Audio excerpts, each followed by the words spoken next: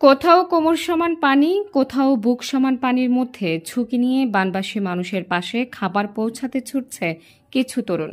স্মরণকালের ভয়াবহ বন্যায় ফেনী, কুমিল্লা, চট্টগ্রাম, নোয়াখালী এলাকার বানভাসী মানুষের পরম বন্ধু হিসেবে কাজ করেছে মোংলার এসব তরুণেরা। বানভাসী স্থানীয় মানুষের সাথে যোগাযোগ করেন তারা। স্থানীয়রা আশ্বাস দেন যে এখানে খাবার যা আছে চলবে, কিন্তু তাদের খুব পরিমাণ কাপড়ের প্রয়োজন। ছোট ছোট বাচ্চারা ঠান্ডায় কাঁপছে, কথাও বলছে না।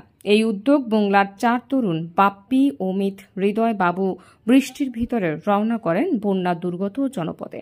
5,000 কাপড়, সাথে খাবার, ওষুধ, মোমবাতি সহ অন্যান্য সামগ্রীর ব্যবস্থাও করা হয়। তারা জানান, আমাদের সাথে সহযোগিতা করছে আরও কয়েকজন। আমাদের সহযোগিতা করছে আমাদের মোংলার ছোট বড় প্রতিটা মানুষ। তাদের প্রতি আমরা কৃতজ্ঞতা প্রকাশ করছি।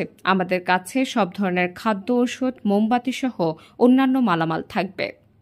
বাপ্পি জানান, নোয়াখালী, লক্ষ্মীপুরের বর্তমান অবস্থা খুবই ভয়াবহ।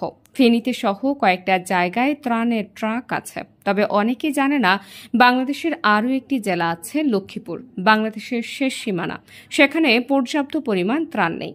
তাই বাপ্পি সবার দৃষ্টি আকর্ষণ করে বলতে চায়, আপনারা যারা ফেনীর উদ্দেশ্যে রওনা করছেন তারা নোয়াখালী ও লক্ষ্মীপুরের দিকে একটু খোঁজ নেবেন। এই 2 দিনে সেখানে প্রচুর পরিমাণ পানি বেড়ে গেছে, ঘরবাড়ির সব পানি নিচে। আমাদের পৌঁছাতে রাত হয়ে যায়, লাগাতার বৃষ্টি হতে থাকে, সেখানে নেই নৌকা বা স্পিড বোট, পেছি, কলা গাছের ভেলা। তাই নিয়েই রাতের ভিতরে খাদ্য, কাপড় সাইক্লোন সেন্টারে এবং বাড়িতে সাঁতার কেটে পৌঁছে দিয়ে আসে। প্রকাশ করছে যে আসলে যে এলাকার পানি কমে গেছে, কিন্তু আসলে এটা বিশ্বাস করা ঠিক হবে না। আমরা নিজেরা পয়েন্টে ছিলাম, আমরা দেখছি যেখানে হাঁটু সমান পানি ছিল, সেখানে 2 ঘন্টা পরে ব্যাক করে আসার সময় সেখানে পানি হয়ে গেছে বুক সমান।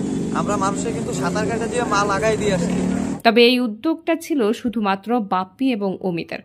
যখন শুনলাম ছোট বাচ্চারা ঠান্ডায় কথা বলা বন্ধ করে দিয়েছে, তাই কারো অপেক্ষা না করে তারা 3 ঘন্টা মোংলা বাজারে কালেকশন করে মাত্র 12,000 টাকা পায় এবং বাকি 60,000 টাকা নিজেরা অর্থ প্রদান করে এবং তাদের বন্ধুদের থেকেও কিছু সাহায্য পায়।